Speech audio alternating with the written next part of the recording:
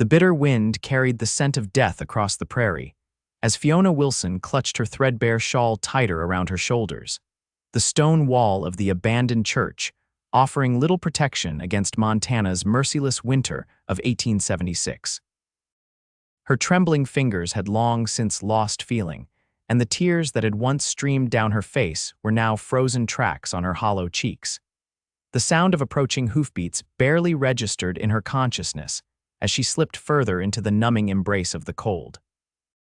Dillon McKenzie reined his stallion to a halt, his experienced eye taking in the crumpled form beside the weathered church wall.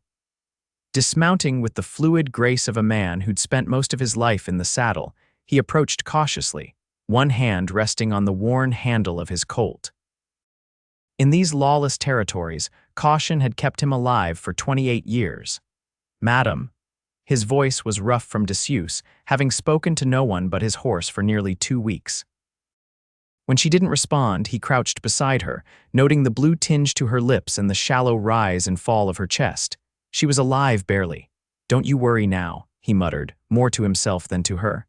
"I ain't about to let you freeze to death out here." Working quickly, Dillon gathered dried grass and kindling from around the church grounds. Years of survival on the frontier had taught him to make fire in even the most unforgiving conditions.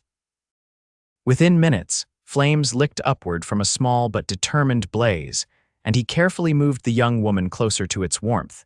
In the dancing light of the fire, he could see her more clearly now.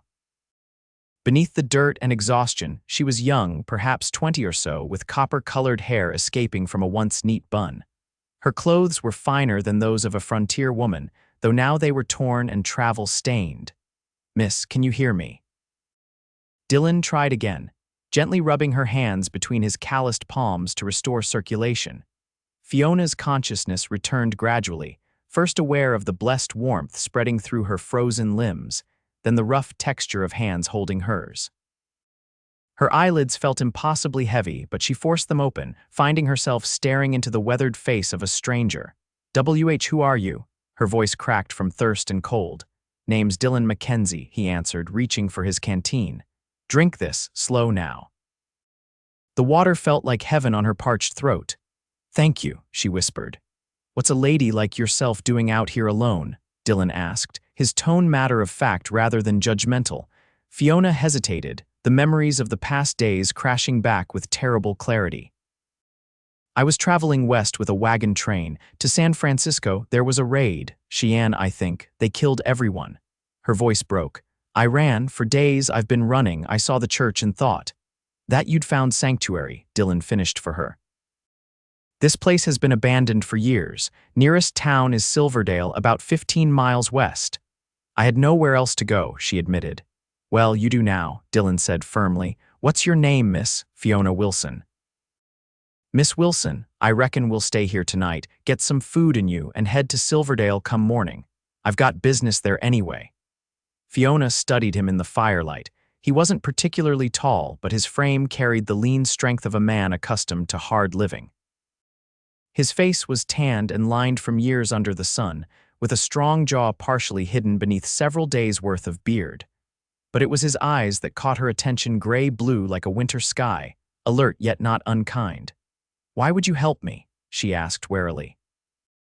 Life had taught her that men rarely offered assistance without expecting something in return. Dillon's expression remained unchanged as he fed more wood to the fire. "Madam, out here, folks help each other or they don't survive. Simple as that."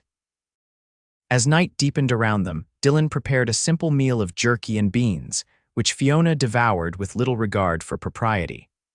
While she ate, he told her about Silverdale, a growing settlement with a general store, a small hotel, and even a doctor.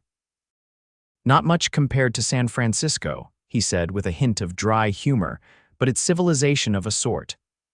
"I don't think I'll be making it to San Francisco now," Fiona replied softly.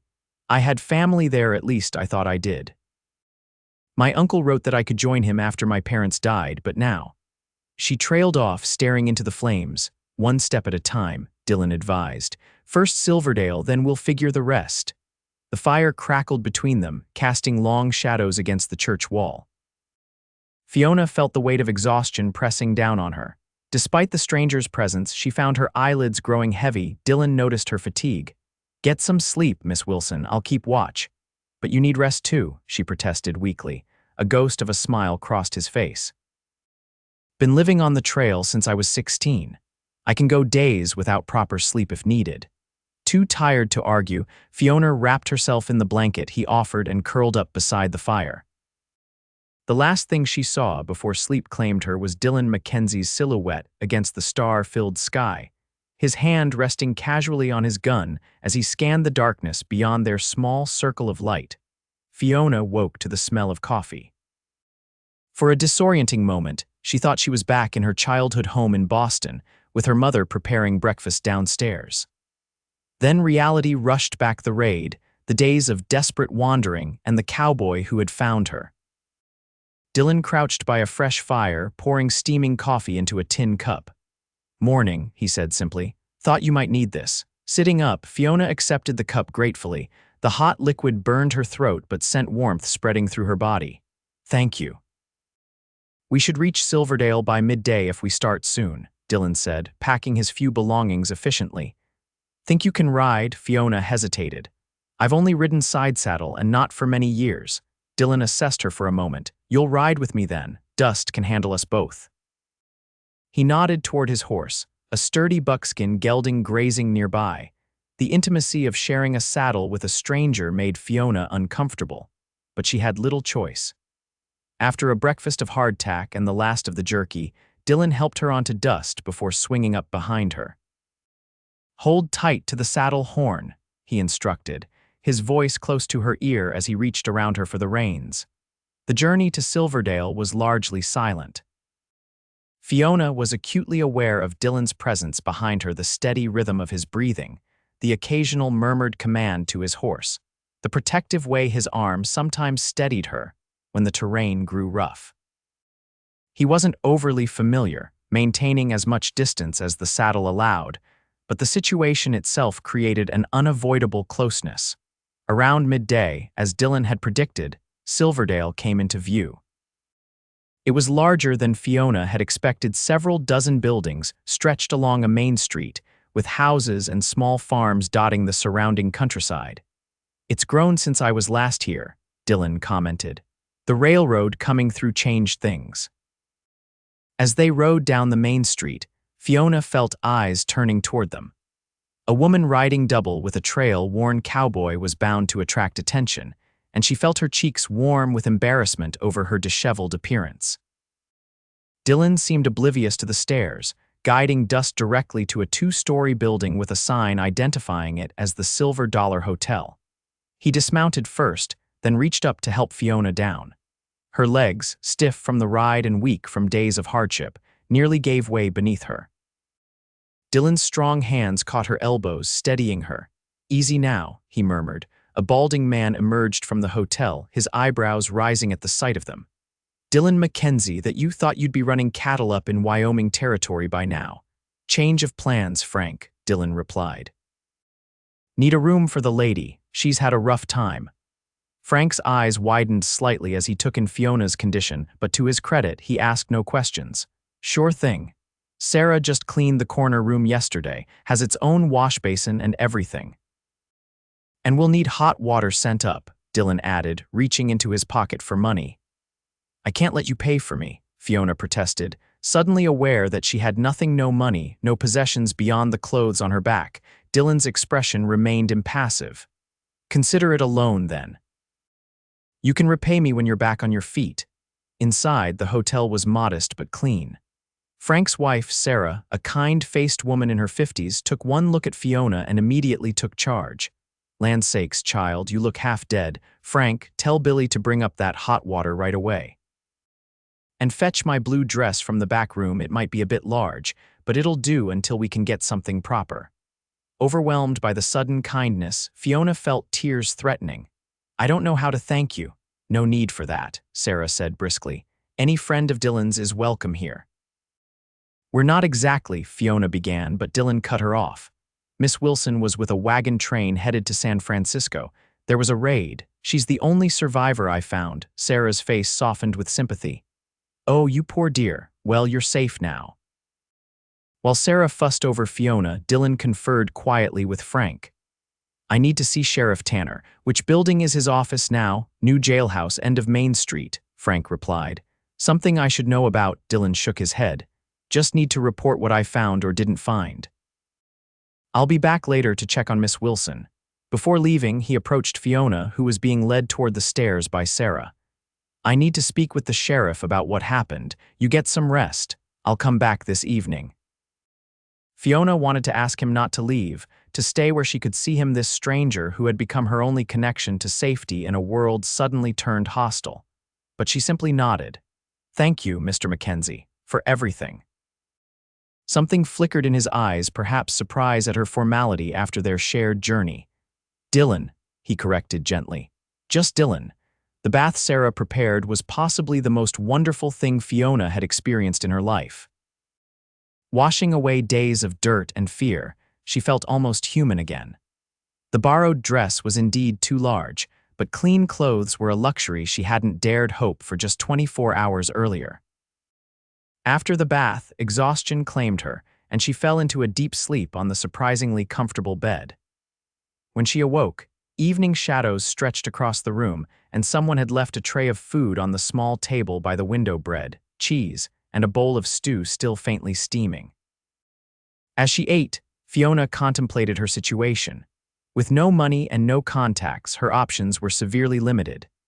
The letter from her uncle in San Francisco, which had contained an address and a promise of shelter, was lost along with everything else she had owned. She had no way of knowing if he would welcome her if she somehow made it there, or if he even still lived at that address. A knock at the door interrupted her thoughts. "Miss Wilson, it's Dillon." She opened the door to find him standing in the hallway, looking slightly less trail-worn. He'd shaved, and his hair was damp, as if he too had recently bathed. "May I come in?" he asked, maintaining a respectful distance. Fiona hesitated, aware of the impropriety, but her desire for information outweighed social conventions. "Please do." Dillon entered, removing his hat and holding it awkwardly. It occurred to Fiona that he seemed less comfortable in this civilized setting than he had been beside their campfire. "I spoke with Sheriff Tanner," he began without preamble. "He's sending a telegram to Fort Laramie about the raid. They'll likely send soldiers to investigate." "Did you tell him I survived?" Dillon nodded. "Had to. He'll want to speak with you tomorrow, get your account of what happened." Fiona sank onto the edge of the bed. "I don't know what I'll do after that. I have nothing, no money, no family nearby." Dillon was quiet for a moment, his fingers working the brim of his hat. "Frank mentioned they're looking for a teacher here in Silverdale. The last one left to get married 3 months ago. Might be temporary, but it would give you some income while you figure things out." Surprise filtered through Fiona. "How did you know I could teach?" A slight smile crossed his face. "The way you talk, your hands, the books I saw in what was left of your wagon." Her eyes widened. "You went back, this morning before you woke." "Wanted to see if there was anything worth salvaging. Not much, I'm afraid, but I did find this." From his pocket, he produced a small locket. Fiona's hand flew to her throat, where the locket had hung until she'd been forced to sell it in St. Louis for extra provisions. "That's not mine." Dillon's expression fell slightly. "Ah, my mistake. Thought it might be the way it was packed with some ladies' things." "It probably belonged to Mrs. Hartwell," Fiona said softly. "She was traveling with her husband to join their son in California." An awkward silence fell between them. Finally, Dillon cleared his throat. "If you're interested in the teaching position, I can introduce you to Mayor Willingham tomorrow. He handles such matters." "That's very kind of you," Fiona said, studying him curiously. "But why are you helping me so much? You've done more than enough already." Dillon shifted his weight, clearly uncomfortable with the question. "Like I said before, out here people help each other. And is that the only reason?" His eyes met hers directly for the first time since entering the room. "For now, it's reason enough. Get some more rest, Miss Wilson. Tomorrow will be a full day." After he left, Fiona stood by the window, watching as Dillon crossed the street to the saloon. There was something about him that didn't quite fit the image of the rough frontier cowboys she'd encountered on the journey west. He was educated, perhaps not formally, but he spoke well when he chose to speak at all. And despite his obvious capability with survival and likely with violence, There was a gentleness to him that intrigued her. The next morning, Sarah brought Fiona breakfast and news that the local seamstress, Mrs. Perkins, had agreed to loan her some clothes until she could afford her own. Dillon arranged it, Sarah explained with a knowing smile. That man may act like he's made of stone, but he's got a good heart, always has. You've known him long? Fiona asked, trying to sound merely conversational. Since he was just a boy. His father worked our claim with my Frank during the gold rush days. Didn't pan out, but they stayed friends. Dillon would come through now and then after his folks passed. Always on his way somewhere, that one never stays in one place too long. The information shouldn't have disappointed Fiona, but somehow it did. Before she could dwell on why, there was another knock at the door. This time it was Sheriff Tanner, a broad-shouldered man with an impressive mustache and kind eyes that belied his intimidating physique. "Miss Wilson, I'm sorry to trouble you, but I need to ask about what happened to your wagon train." Recounting the attack was painful, but Fiona forced herself to provide as many details as she could remember: the unexpected ambush just before dawn, the terrifying chaos that followed, her desperate flight into the brush while others fought or fell. "You're certain they were Cheyenne?" the sheriff asked, making notes. I think so. It was still dark and everything happened so fast. They had paint on their faces and feathered headdresses." The sheriff frowned. "Doesn't sound right. Most of the Cheyenne are on reservations now, and those who aren't have been keeping to themselves since the troubles a few years back." He closed his notebook. "Well, we'll find out soon enough. The Army will investigate." After the sheriff left, Fiona met with Mrs. Perkins, who arrived with an armful of clothes and a tape measure. As the seamstress took her measurements, promising to alter a couple of dresses immediately, Fiona found herself wondering when Dillon would appear. Despite having known him for barely a day, he had become her anchor in this unfamiliar place. She didn't have to wonder long. Just as Mrs. Perkins was leaving, Dillon arrived with another man, shorter, rounder, and dressed in a suit that had seen better days. "Miss Wilson, this is Mayor Willingham," Dillon introduced. "He'd like to discuss the teaching position with you." The mayor's assessment was swift and favorable. After confirming that Fiona had indeed completed secondary education in Boston and had experience tutoring younger children, he offered her the position on the spot. "It's not much, $30 a month plus room and board at Mrs. Calloway's boarding house. School runs Monday through Friday with 23 students aged 6 to 16.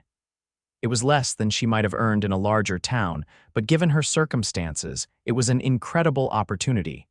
"I accept with gratitude, Mayor Willingham." "Excellent, you can start next Monday. That gives you a few days to settle in." He tipped his hat and bustled out, clearly a man with many responsibilities. Left alone with Dillon again, Fiona felt a strange mix of gratitude and something else she couldn't quite name.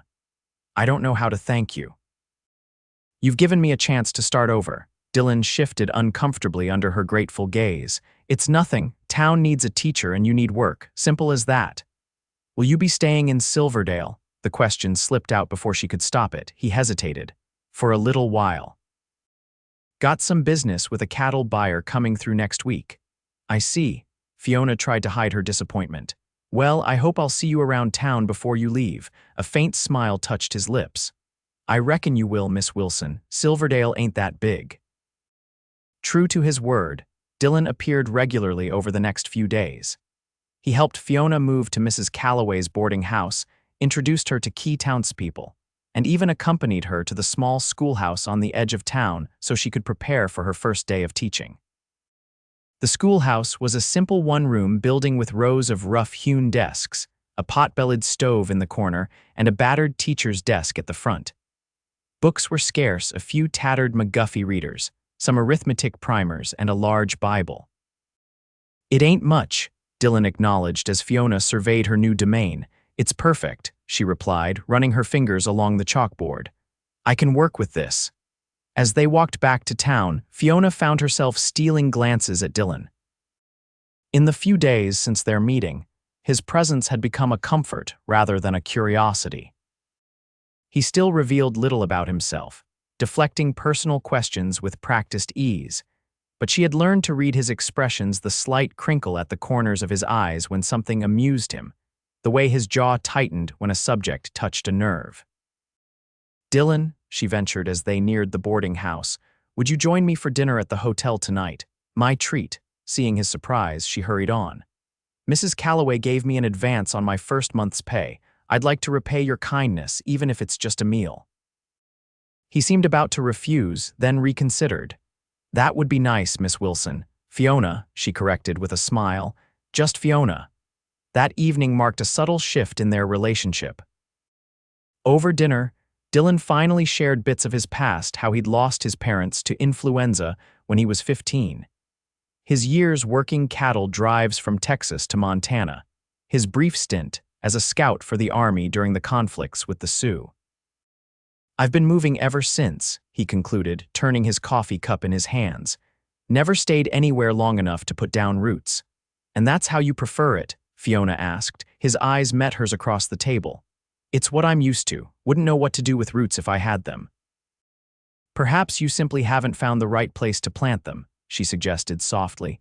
Something flared in his gaze, a warmth that made her heart beat faster. But the moment passed as Frank approached their table to clear the plates. "You two enjoying yourselves?" The hotel owner asked with poorly concealed interest. "The meal was excellent," Fiona replied, noting how Dillon's expression had closed again. "Please thank Sarah for us." Outside, the evening air carried the first hint of spring, though winter still held the Montana territory firmly in its grip. Dillon walked Fiona back to the boarding house, their steps slowing as they approached. "Thank you for dinner," he said as they reached the front porch. "And the company." "Will I see you tomorrow?" Fiona asked. Hating how eager she sounded, Dillon hesitated. "I've got to ride out to the Reynolds ranch in the morning. Won't be back until late." "Oh." Disappointment washed over her, stronger than she had expected.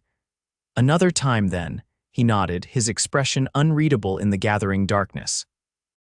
Then, in a gesture that surprised them both, he reached out and gently tucked a strand of hair behind her ear. "Good night, Fiona." Her skin tingled where his fingers had brushed against it. "Good night, Dillon." She watched him walk away, his tall figure gradually swallowed by the night. Only when he had disappeared completely did she turn and enter the boarding house, her mind replaying that simple touch over and over. The next day, Fiona threw herself into preparing for her first classes. Mrs. Calloway, a widow in her 60s with a brisk manner and unexpected bursts of kindness, helped her gather additional supplies from various townspeople's slate boards for the younger children, paper and pencils for the older ones, even a set of hand-drawn maps donated by the town's surveyor. "You've made quite an impression in a short time," Mrs. Calloway observed as they arranged the classroom. "Folks around here aren't usually so quick to open their hearts or their cupboards." "I'm grateful for their generosity," Fiona replied, "MMM. And I expect a certain Cowboy's endorsement didn't hurt none," the older woman added with a knowing look. "Dillon McKenzie doesn't take to many people, but when he does, folks notice." Fiona felt heat rise in her cheeks. "He's been very kind to help a stranger." Mrs. Calloway's eyes twinkled. "Honey, I've known that boy since he was knee-high to a grasshopper. Kind to strangers isn't exactly his reputation, more like keeps to himself and minds his own business. Whatever you did to crack that shell, it's a rare thing." The older woman's words stayed with Fiona throughout the day and into the evening as she sat in her small room, reviewing her lesson plans. When a knock came at the boarding house door well after dark, her heart leapt with a hope she was reluctant to acknowledge. From downstairs, she heard Mrs. Calloway's voice, followed by heavier footsteps on the stairs. Then another knock, this time at her bedroom door. "Fiona, it's Dillon." She opened the door to find him standing in the hallway, hat in hand, looking travel-worn but somehow more energized than she'd seen him before. "I'm sorry to call so late," he said. "Just got back from the Reynolds place. Is everything all right?" she asked, concerned by his unusual animation. "Better than all right. I came straight here because," he stopped, seeming to realize the impropriety of their situation. "Perhaps we could speak downstairs." Mrs. Calloway said it would be acceptable in her parlor. Downstairs, with Mrs. Calloway ostentatiously reading in the next room with the door ajar as chaperone, Dillon revealed his news. "I've been offered a job, foreman at the Reynolds Ranch. Fiona's eyes widened. "That's wonderful. When do you start?" "That's the thing," Dillon said, leaning forward in his chair. "I haven't accepted yet, wanted to think on it. But isn't this a good opportunity? You told me Mr. Reynolds has one of the largest cattle operations in the territory." Dillon nodded. "It is, good pay, my own cabin on the property, responsibility for 30 men and 5,000 head of cattle." He paused. "It would mean staying in one place. For years, maybe, understanding dawned on Fiona, and that's not what you're used to." "No," he admitted, "but maybe. Maybe it's time I tried something different."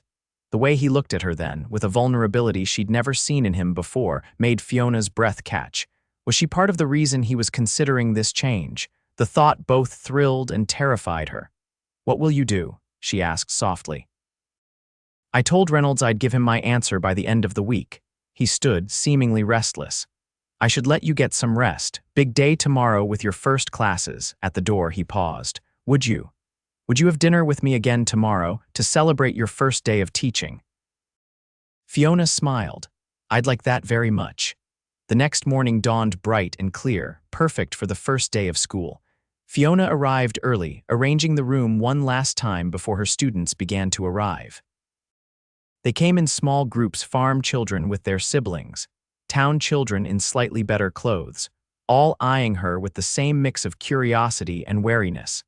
By 9 o'clock, 21 students were seated at their desks, with 2 more expected to join once spring planting was complete. Fiona took a deep breath and stepped to the front of the room. "Good morning. My name is Miss Wilson, and I'm very pleased to be your teacher." The day passed in a blur of introductions, assessments, and establishing routines. The children ranged widely in their abilities. Some of the older ones could barely read, while a few of the younger ones showed remarkable aptitude. By the time the final bell rang at 4 o'clock, Fiona was exhausted but exhilarated. As the last student left, she sank into her chair, mentally reviewing the day and making notes for improvements. She was so absorbed that she didn't notice the figure in the doorway until he spoke. "Looks like you survived."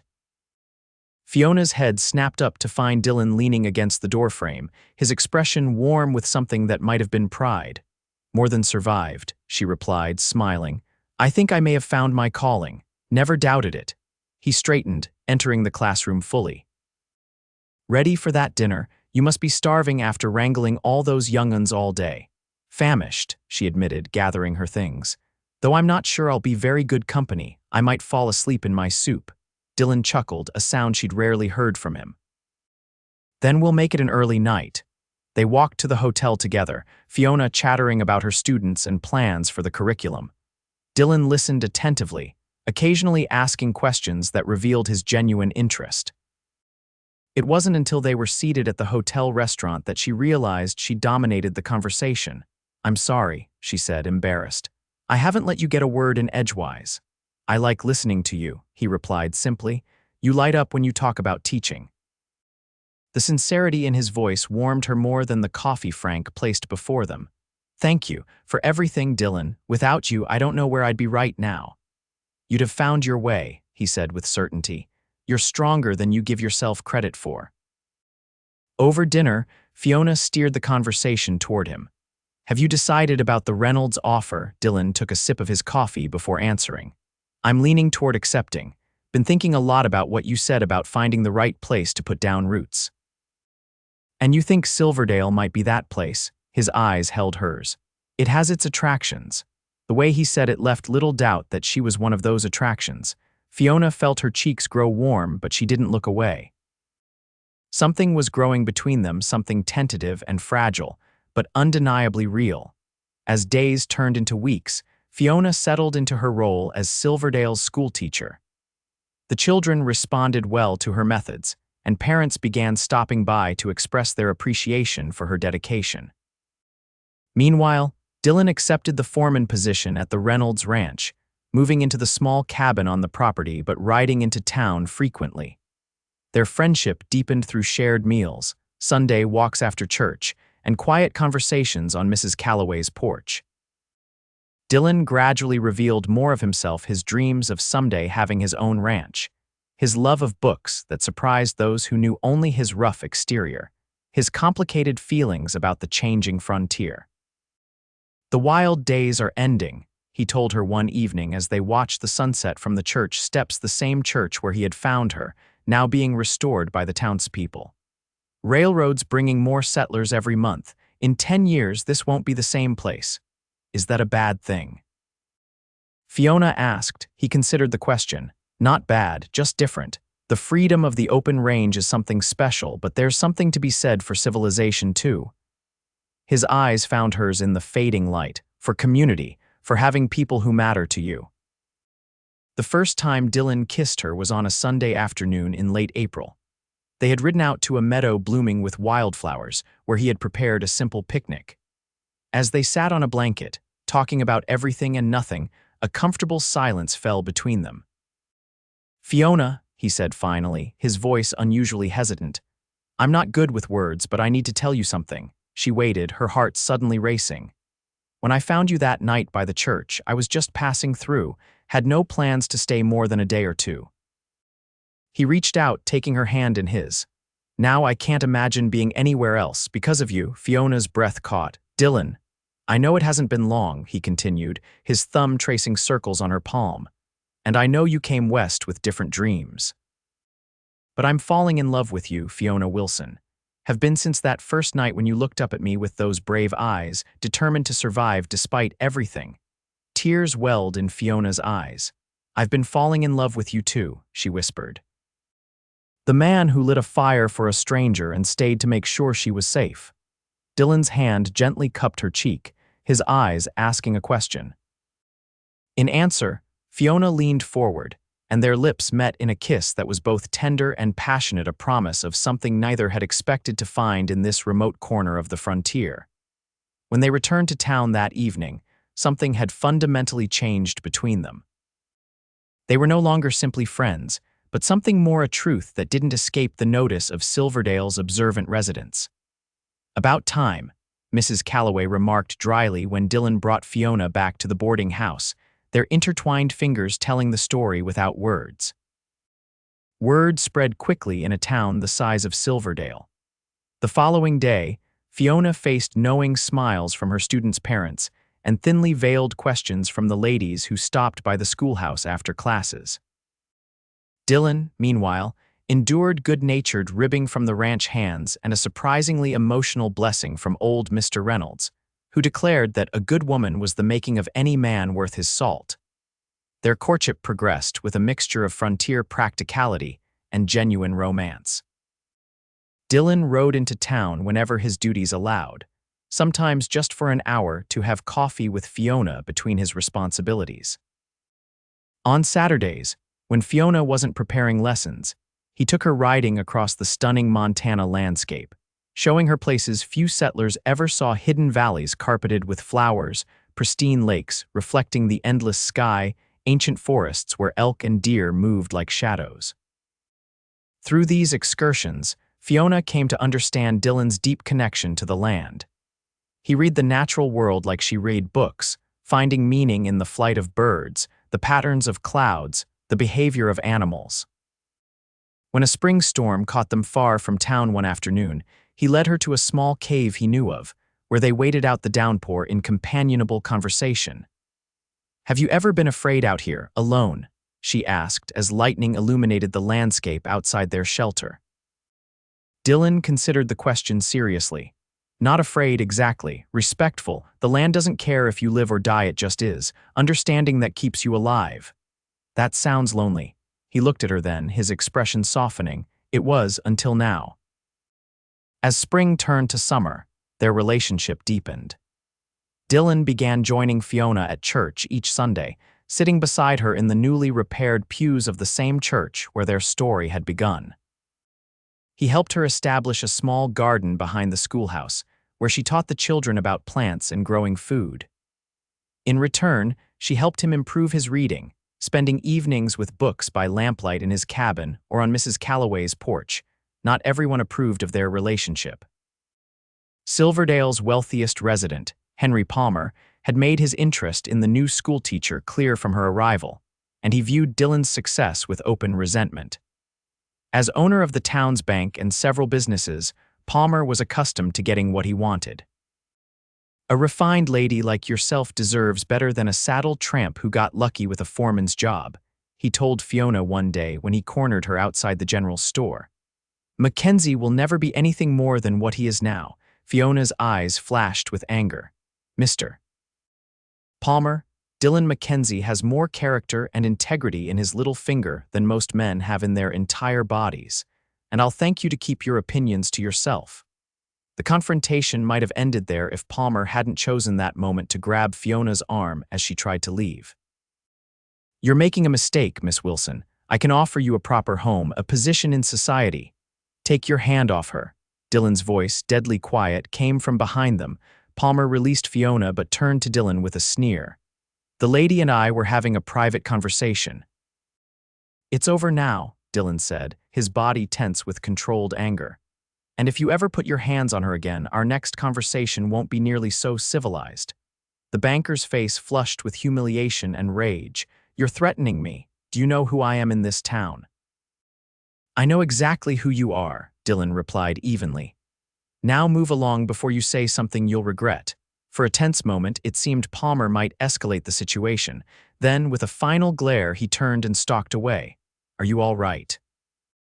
Dillon asked Fiona, his voice immediately softening. She nodded, shaken less by Palmer's actions than by the glimpse of steel she'd seen in Dillon. It was a reminder that beneath his gentle demeanor with her lay a man fully capable of violence when necessary, a reality of frontier life she sometimes forgot. That evening, as they sat on the boarding house porch, Fiona asked about his confrontation with Palmer. Have you had to fight many men? Dillon was quiet for a long moment. More than I'd like, fewer than some. I don't go looking for trouble, but out here, sometimes trouble finds you. Have you ever? She couldn't quite form the question. Killed a man, he finished for her. When she nodded, he sighed. Yes, 3 times.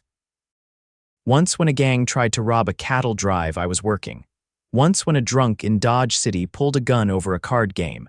And once when a renegade Comanche raiding party attacked a settlement I was passing through. His eyes met hers, searching for judgment. I'm not proud of it, but I don't regret defending myself or others. Fiona reached for his hand. I understand, this isn't Boston, the rules are different here. Relief flickered across his face.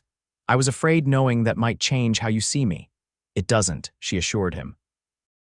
You're still the man who lit a fire for a freezing stranger and stayed to make sure she was safe. The incident with Palmer seemed to fade away as summer progressed, but Dillon remained wary. Men like him don't forget being humiliated, he warned Fiona. Be careful around him. Despite this cloud, their happiness continued to grow. By late July, when Silverdale held its annual Founders' Day celebration, Dillon and Fiona were recognized as a committed couple by the entire community. They danced together at the town social, ate at the community picnic, and participated in the various contests and games with the easy companionship of 2 people thoroughly comfortable with each other. It was during the celebration that Dillon first broached the subject of marriage. They had stepped away from the crowds, walking along the creek that ran behind the town. I've been saving, he told her, suddenly serious. Every month since I took the foreman job, almost have enough for a down payment on a small spread of my own. Dillon, that's wonderful, Fiona exclaimed. Your own ranch, it's what you've always wanted, he nodded, taking her hands in his. Part of what I've always wanted, the other part is standing right here. He took a deep breath. I know I'm not the kind of husband your parents probably dreamed of for you. I'm rough around the edges and I don't have much education or fancy manners, but I love you, Fiona, with everything I am. And if you do me the honor of becoming my wife, I swear I'll spend every day trying to make you happy. Tears sprang to Fiona's eyes. Yes, she whispered. Yes, I'll marry you. Dillon's face lit with a joy she'd never seen before. He pulled her close, kissing her with a passion that left her breathless. When they finally broke apart, he reached into his pocket and produced a simple gold band. It was my mother's, he explained as he slipped it onto her finger. My father gave it to her when they got married in California before they came to Montana. Fiona stared at the ring, overwhelmed by its significance. It's perfect, and so is your proposal. She kissed him again, her heart overflowing with happiness. They returned to the celebration hand in hand, where their news was met with cheers, congratulations, and knowing looks from those who had watched their relationship bloom. Even Mrs. Calloway appeared misty-eyed as she embraced Fiona.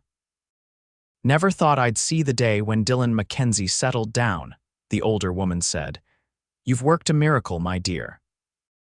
The only person who didn't join in the celebrations was Henry Palmer, who watched from the edge of the gathering with a darkness in his expression that should have served as a warning. The weeks following their engagement were filled with plans and preparations. They decided on an October wedding, after the busy harvest season, but before winter's grip made travel difficult for those coming from outlying ranches. Fiona continued teaching, while Dillon divided his time between his duties at the Reynolds Ranch and searching for suitable property for their future home. "What about children?" Fiona asked one evening as they discussed their plans. "Do you want a family?" Dillon's expression softened. "More than anything, a house full of little ones with your smile and brains." He paused. Though hopefully with better horse sense than their mother, Fiona laughed, swatting his arm playfully. Their future stretched before them, bright with promise and shared dreams. But the frontier had taught them both that happiness could be as fragile as it was precious. In late August, just 6 weeks before their planned wedding, trouble arrived in Silverdale in the form of 3 hard-faced men who took rooms at the hotel and spent their days drinking in the saloon. "Don't like the look of them," Frank told Dillon when he came to town. "Been asking questions about the bank, the payroll schedule for the railroad workers, that sort of thing." Dillon frowned. "Sheriff Tanner know about this, he's watching them, but they haven't done anything illegal yet."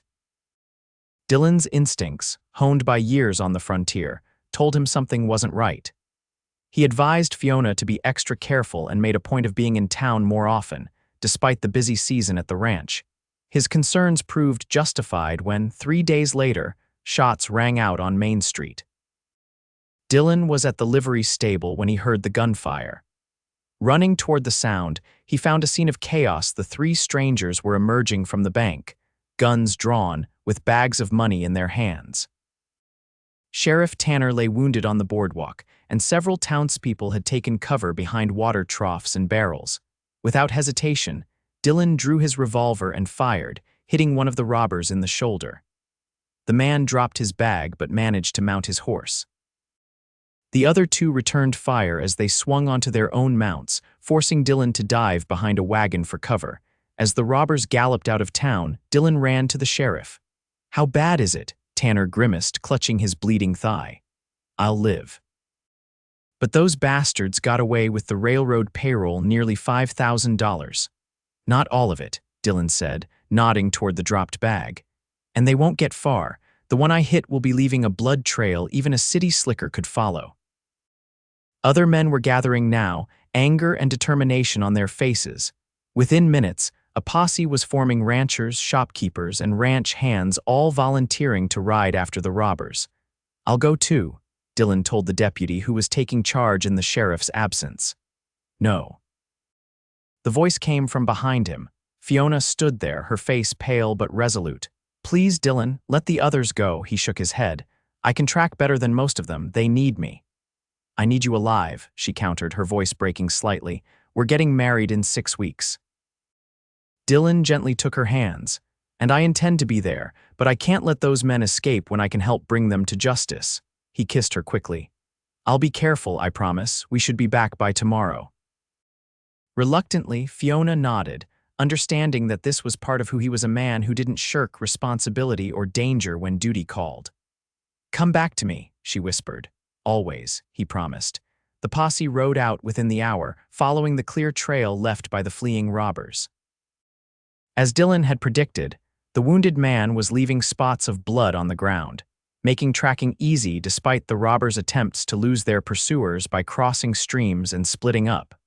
By nightfall, they had closed the distance considerably. The deputy called a brief halt to rest the horses, but they were back in the saddle before dawn. Around mid-morning, they spotted the robbers making camp in a small canyon, clearly thinking they had lost their pursuers. The ensuing gunfight was brief but intense. Caught by surprise, the robbers fought desperately, but they were outnumbered and outflanked. When it was over, 2 of the men were dead, and the third, the one Dillon had wounded in town, was captured alive. "Looks like we got all the money back," the deputy said as they secured their prisoner and collected the stolen cash. "Good work, McKenzie. Your shot in town probably saved us from losing the whole payroll." They returned to Silverdale late that evening to find the town still buzzing with news of the robbery. A small crowd gathered as the posse rode in with their prisoner and the recovered money. Fiona pushed through the onlookers, her face lighting with relief when she spotted Dillon. He dismounted quickly, catching her as she threw herself into his arms. "You're safe," she breathed against his neck. "Told you I would be," he murmured, holding her tight.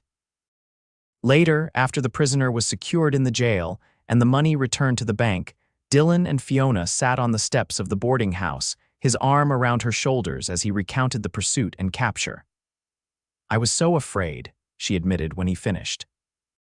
"All I could think was that you might not come back, that we might never have our life together." Dillon's arm tightened around her. "Nothing could keep me from coming back to you, Fiona. Nothing." What neither of them knew was that the danger hadn't passed. Henry Palmer had been watching their reunion from the shadows, his resentment festering into something darker and more dangerous. The bank robbery had cost him personally. It was his bank. After all, but seeing Fiona's obvious love for Dillon rankled even more. In his warped thinking, if he couldn't have her, neither should the cowboy who had humiliated him. The following day, as Dillon prepared to return to the Reynolds ranch, Palmer approached him outside the livery stable. "Quite the hero now, aren't you, McKenzie?" His tone was conversational, but his eyes were cold. Dillon regarded him warily. "Just did what needed doing, Palmer, same as anyone would." Of course, of course." Palmer nodded, his smile not reaching his eyes. "I imagine Miss Wilson is very proud of her brave fiancé." "If you've got something to say it plain," Dillon said, his patience wearing thin. Palmer's facade of friendliness dropped. "Very well. I think you're a fool if you believe someone like Fiona Wilson will be content as a rancher's wife. She's educated, cultured, she belongs in civilization, not some crude cabin on the frontier. That's for her to decide," Dillon replied evenly, "and she's made her choice clear." "For now," Palmer said with a smirk. "But when the novelty wears off, when she realizes what she's given up for you, well, don't be surprised if she changes her mind." Dillon stepped closer, his voice low. "I've had about enough of your opinion on my relationship, Palmer. Stay away from Fiona and stay away from me." The banker held up his hands in mock surrender. "Just offering friendly advice, no need for threats." He turned to leave, then paused. "Oh, and congratulations on your engagement. I do hope nothing unfortunate happens before the wedding." The implied threat was clear, but before Dillon could respond, Palmer walked away, leaving him seething with anger and unease. That evening, Dillon shared his concerns with Fiona. "I don't trust him. He's a man used to power, and he doesn't like being denied what he wants. What can he do?" Fiona asked. "Everyone in town knows we're engaged. We've done nothing wrong." "Men like Palmer don't need you to do something wrong to hurt you," Dillon said grimly. "They make their own reasons." His instincts proved correct sooner than either of them anticipated. The following week, Fiona was summoned to a special meeting of the town council. When she arrived, she found all 5 council members, including Henry Palmer, seated at a table in the town hall, looking grave. "Miss Wilson," Mayor Willingham began uncomfortably, certain. "Concerns have been raised about your continued suitability as our schoolteacher." Fiona's heart sank. "What concerns?" Palmer spoke up smoothly. "It has come to our attention that you have been spending unchaperoned time alone with Mr. McKenzie before your marriage. While engaged couples are naturally allowed some latitude, there are standards we expect our teacher to uphold." "That's ridiculous," Fiona protested. "We've done nothing improper. Mrs. Calloway has chaperoned our time at the boarding house, and when we've gone riding, we've been in public view." "Not always," Palmer countered. "Several reliable witnesses have reported seeing you enter Mr. McKenzie's cabin alone, remaining there for extended periods." Fiona's face flushed with anger and embarrassment. She had visited Dillon's cabin several times to help with his reading, or to discuss their wedding plans, but always during daylight hours, with the door left ajar. Nothing improper had occurred, but in the strict moral code of a frontier town, even the appearance of impropriety could be damaging. "I assure you, nothing inappropriate has happened between Mr. McKenzie and myself," she said firmly. "We are to be married in less than a month." Mayor Willingham looked uncomfortable. "Miss Wilson, no one is accusing you of, well, that is to say." He cleared his throat. "The issue is one of appearance and example for the children." "I see," Fiona said coldly. "And who brought these concerns to the council's attention?" All eyes turned briefly to Palmer before looking away. The banker's expression remained impassive. "What exactly are you suggesting I do?" Fiona asked. "Break my engagement, because I can assure you that won't happen." "Of course not," the mayor hastened to say. "We merely ask that you observe stricter propriety until your wedding, no more visits to Mr. Mackenzie's residence, and a proper chaperone at all times when you're together in town." Fiona could see this was Palmer's attempt to exert control, to humiliate her and Dillon, but fighting the council would only make things worse. "Very well," she agreed stiffly. "If that will satisfy the council's concerns. There is one other matter," Palmer added smoothly, "the question of your continued employment after your marriage." Fiona's head snapped up. "What question?" "It has been the policy in many communities that female teachers resign upon marriage," Palmer explained. "After all, a married woman's primary duties lie with her husband and, eventually, her children." This was a direct attack on her future with Dillon. Without her teaching salary, they would struggle to establish their ranch, possibly delaying their plans for years. "That was never mentioned when I was hired," Fiona argued, "and there is no such policy in Silverdale's town charter. I've read it." Mayor Willingham looked even more uncomfortable. "It's true we've never had a married female teacher before, so the situation hasn't arisen. But traditionally, with all due respect, Mayor," Fiona interrupted, "traditions change. I am good at my job. The children are learning, their parents are satisfied, and I see no reason why my marital status should affect my ability to teach." The council members exchanged glances, clearly divided on the issue. Finally, the mayor sighed. "We'll take the matter under advisement and render a decision before your wedding day. In the meantime, please observe the propriety guidelines we've discussed." When Fiona told Dillon about the meeting that evening, his face darkened with anger. "This is Palmer's doing. He's trying to punish us both, you by threatening your job, me by delaying our plans for the ranch." "What can we do?" Fiona asked. "If I lose my position." "We'll manage," Dillon said firmly. "I've saved enough for a small start, and Reynolds has offered me a good price on some cattle.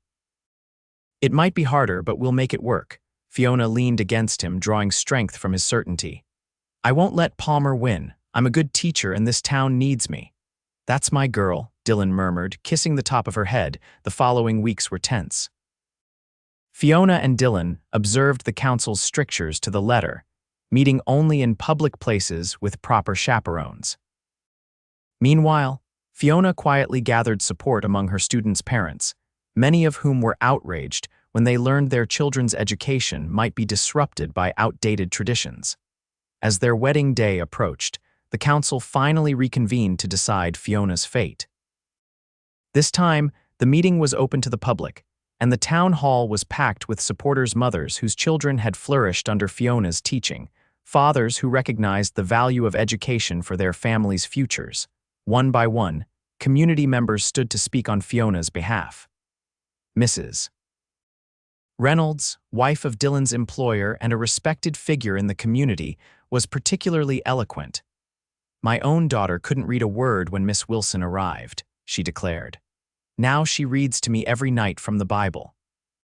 Are we really willing to lose such a teacher because of some notion that a woman can't be both a wife and an educator? My husband and I manage our ranch together as partners. Why shouldn't Miss Wilson and Mr. McKenzie build their life the same way?" The tide of public opinion was clear. Even Palmer, for all his influence, couldn't stand against the united voice of the community. When the vote came, it was 4-1 in favor of allowing Fiona to continue teaching after her marriage. Provided, of course, Mayor Willingham added hastily, that your duties as a wife don't interfere with your responsibilities to the school." "They won't," Fiona promised, her heart light with relief and triumph. Outside the town hall, Dillon was waiting. When Fiona emerged with a radiant smile, he knew the outcome without being told. Lifting her off her feet in a jubilant embrace, he spun her around, heedless of the onlookers. "You did it," he said proudly when he set her down. "We did it," she corrected. "Our future on our terms." Their wedding day dawned clear and crisp, with the first hint of autumn coloring the trees around Silverdale. The church, the same one where Dillon had found Fiona, that bitter winter night, was decorated with wildflowers and ribbons, filled to capacity with well-wishers. Fiona wore a dress of ivory silk that Sarah from the hotel had helped her make, with lace sent by one of her former Boston friends who had been unable to attend. As she walked down the aisle toward Dillon, who stood tall and proud in a new suit, she reflected on the extraordinary journey that had brought them together. From the brink of death beside a crumbling church wall to this moment of promise and joy, it seemed almost miraculous. Yet it wasn't fate or miracle that had created their love, but the daily choices they had made. His decision to stop for a stranger in need, her courage in building a new life, their mutual determination to forge a future together despite obstacles. "Dearly beloved," the minister began, his voice carrying to every corner of the church, "we are gathered here today to join this man and this woman in holy matrimony."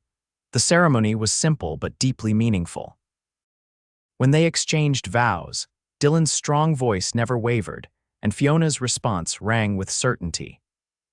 As he slipped a gold band onto her finger to join her engagement ring, their eyes met in a look of such profound love that many in the congregation were moved to tears. "I now pronounce you husband and wife," the minister declared. "What God has joined together, let no man put asunder." Their first kiss as a married couple was met with cheers and applause that seemed to shake the small church.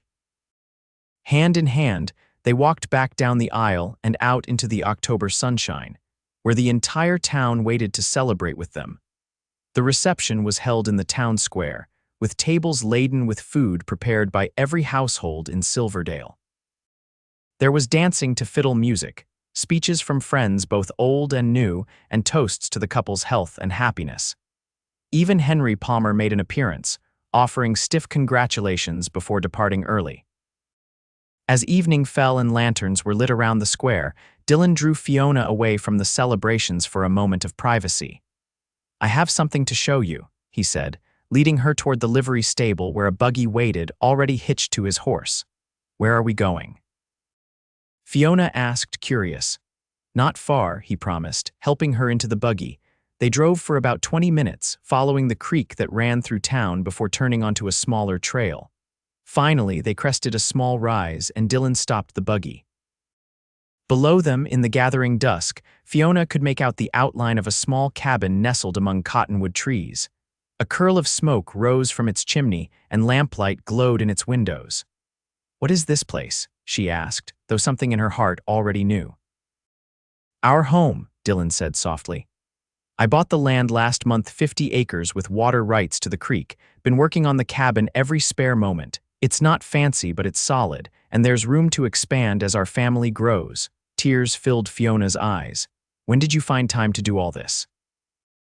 "Had some help," he admitted. "Reynolds gave me time off, and some of the men from town pitched in, wanted it to be ready for today." Overwhelmed, Fiona turned to her new husband. "It's perfect, absolutely perfect." "There's more," Dillon said, his expression boyishly eager. "The land adjoins the school section. You can ride to work in 15 minutes once winter passes, and I've already started breaking ground for spring planting. By next year, we should have our first proper crop, along with the cattle I'm buying from Reynolds." Fiona's heart swelled with love for this man who had thought of everything, who had built their future with his own hands while respecting her desire to continue teaching. "Take me home, Dillon," she whispered. "I want to see it all."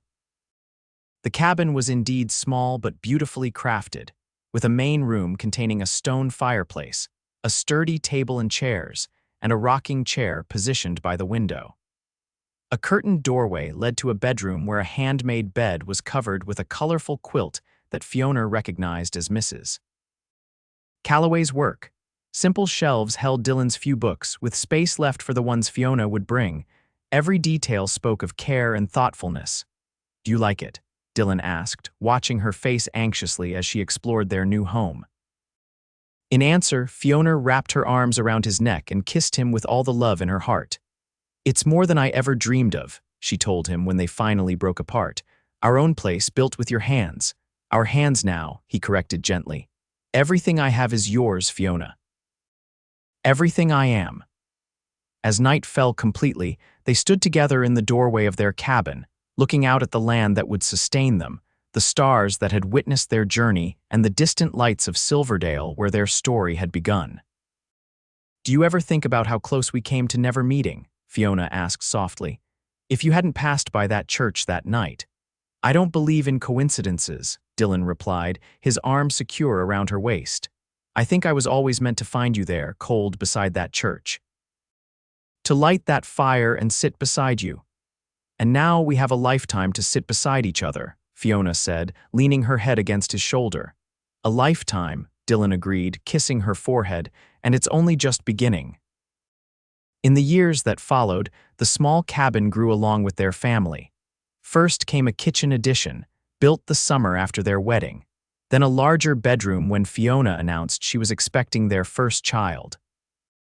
By the time their daughter, Emma, was born in the winter of 1878, the ranch was beginning to prosper, with a small herd of cattle, productive fields, and a reputation for some of the finest horses in the territory.